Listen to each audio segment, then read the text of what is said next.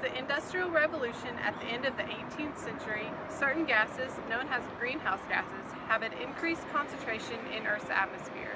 One of the main causes of the greenhouse gas increase is the result of human activity. Certain activities include the burning of coal and natural gas, petroleum from transportation vehicles, methane from livestock, industry when producing new goods from raw materials, and forest habitats often act as a sink.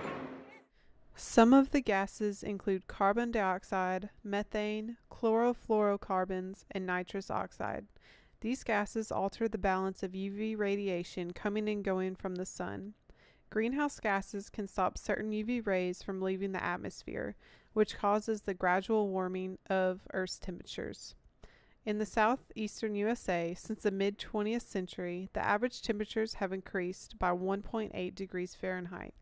Currently, the amount of carbon dioxide concentrations in the atmosphere could potentially double by the end of the 21st century if progress is not made.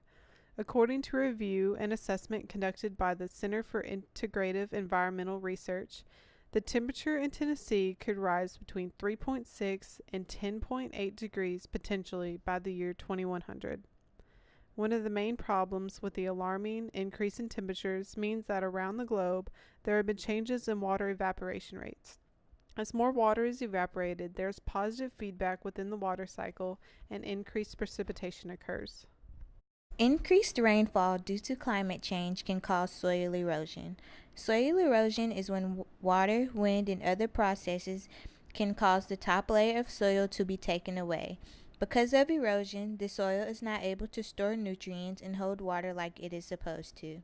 Soon, soil will develop poor physical and chemical properties, which will not be suitable enough to sustain or yield crops.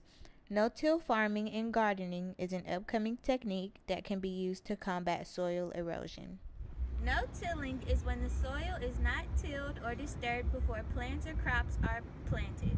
By not tilling, crop residues are left behind on the land.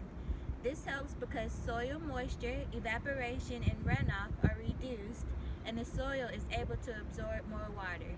This will help the soil molecules stick together and not break down so easily due to erosion. A big problem with soil erosion in Tennessee is that there are many hills and slopes where vegetation struggle to take root.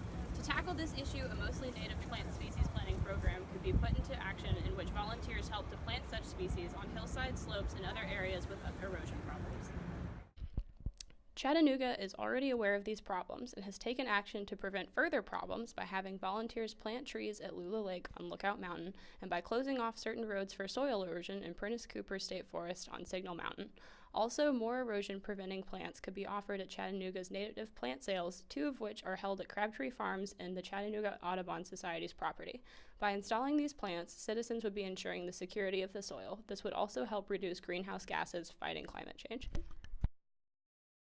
Another way to stop soil erosion is by the use of geotextiles. Geotextiles are products made of synthetic or natural polymers that, when applied, increase soil moisture and reduces soil runoff. Areas like this that would be really susceptible to rain. 3 types of geotextiles are used on landscapes: woven, non-woven, and coir. When addressing the problem of soil runoff due to the water, non-woven is the best material due to its ability to absorb the water runoff.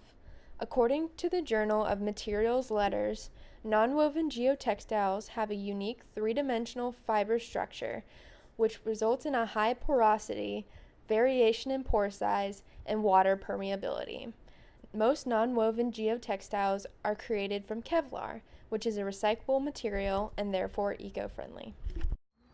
Areas of steep slopes, such as riverbanks and mountainsides, would benefit greatly from the use of geotextiles. Chattanooga is a prime candidate for geotextiles due to the high risk of erosion of the Tennessee River and our surrounding mountains.